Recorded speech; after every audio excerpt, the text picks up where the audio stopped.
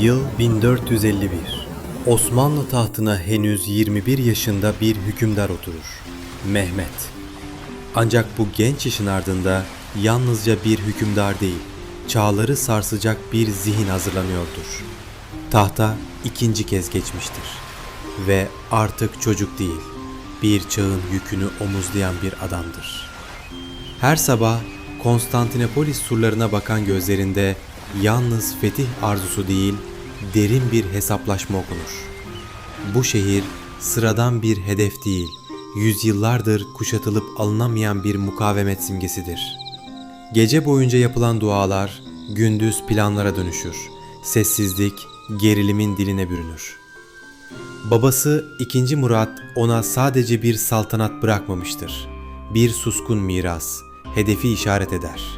Bizans'ın kalbi olan bu şehri almak ve Mehmet artık yalnız değildir.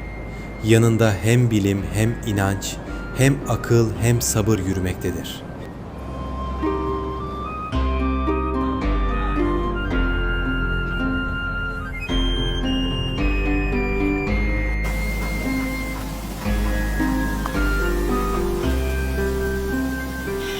Orban'ın elleri yalnızca demiri değil, zamanı biçer.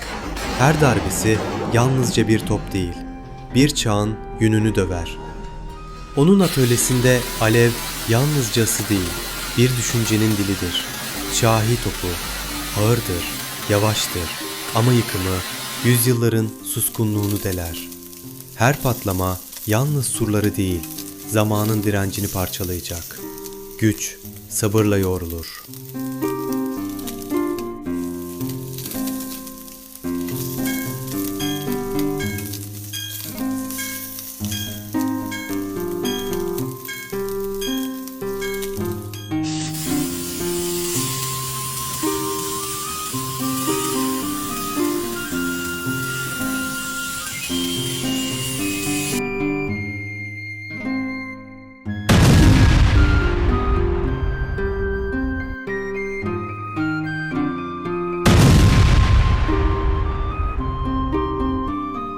Her biri başka yerden, başka kaderden.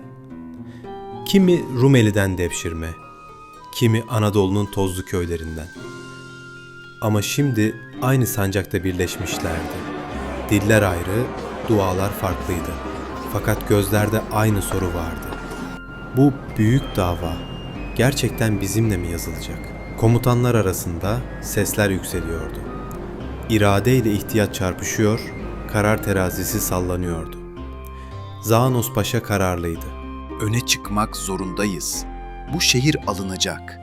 Halil Paşa ise temkini öğütlüyordu. Sabır.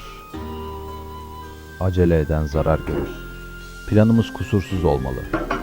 Bu sadece surlara karşı bir kuşatma değil, birlikten doğan gücün kararsızlığa karşı verdiği sınavdı. Ordular surların önünde dizilmişken bazı savaşlar gözle değil zihinle kazanılırdı.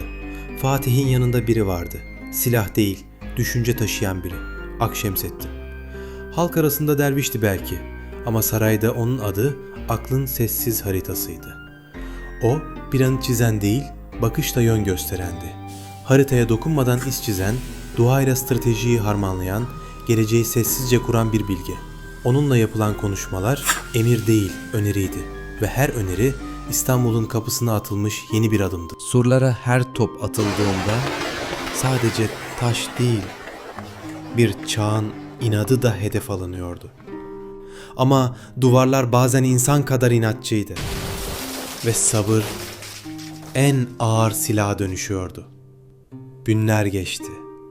Patlayan toplar, yıkılan bedenler. Ama asıl çatlayan surlar değil, beklemenin ağırlığıydı. Geri çekilen askerlerin adımlarında yorgunluk değil, bir imparatorluğun taşıdığı tereddüt okunuyordu. Kimi zaman bakışlar yere düşüyordu çünkü bazı anlarda bir taht bile bir bakıştan hafif kalabiliyordu. Fetih yalnız ilerlemek değildi. Bazen geri çekilmek de bir stratejiydi. Ama her geri adımda içten içe bir yemin duyuyordu. Bu şehir alınacak. Tarih çoğu zaman yollarla değil, yolları olmayanlarla yazılır. Bizans denizi siper bellemişti. Ama Osmanlı aklı suya değil, zemine hükmetmeyi seçti. Gemilerin karadan yürütülmesi bir mühendislik harikası değil, bir irade sınavıydı. Dağlar geçilmez denildi. Ancak İstanbul'un alınması için önce alışkanlıkların dağları aşılmalıydı. Genç eller ipleri kavradığında sadece tahtaları değil geleneği de itiyor, ter içinde alışılmışın dışına adım atıyorlardı. Bu bir savaş değil, aklın cesaretle yaptığı bir meydan okumaydı. Yol yoksa yol açılırdı. Ve bu yeni yol sadece gemilere değil bir çağın yönüne rehberlik ediyordu. Zaferin sesi bazen kılıç çakırtısıyla değil, sessizlikle duyulur. Aylarca süren kuşatma nihayet surları aştı ama fetih bir şehrin alınmasından çok daha fazlasıydı. Surlarda dalgalanan sancak bir çağın bittiğini ilan ederken yeni bir çağın nefesini içinde taşıyordu.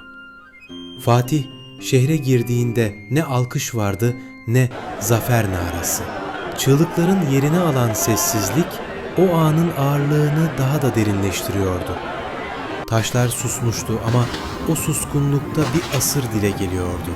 Bu sadece bir komutanın yürüyüşü değildi. Bir medeniyetin geçmişle yüzleşerek geleceğe attığı adımdı. Ve tam o an zaferin yalnızca düşmanı yenmek değil, kendini aşmak olduğunu anlıyordu.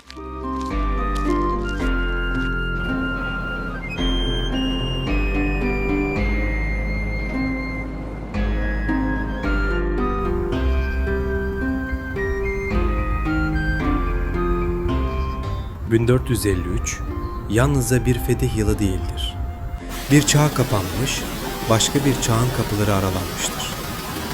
Konstantinopolis artık İstanbul'dur. Ve bu şehrin alınışı yalnızca askeri bir zafer değil, bir zihniyetin dönüşümüdür. Fatih Sultan Mehmet surları aşarken önce kendi içindeki şüpheyi yenmişti. Gerçek fetih orada başlamıştı. Artık hiçbir duvar zamana karşı direnemeyecekti. Çünkü tarih yalnız yazılmaz, yaşanır. Ve yaşayanlar sustuğunda anlatanlar devreye girer. Bu anlatı sadece geçmişi hatırlatmaz. Aynı zamanda geleceğe sorumluluk bırakır.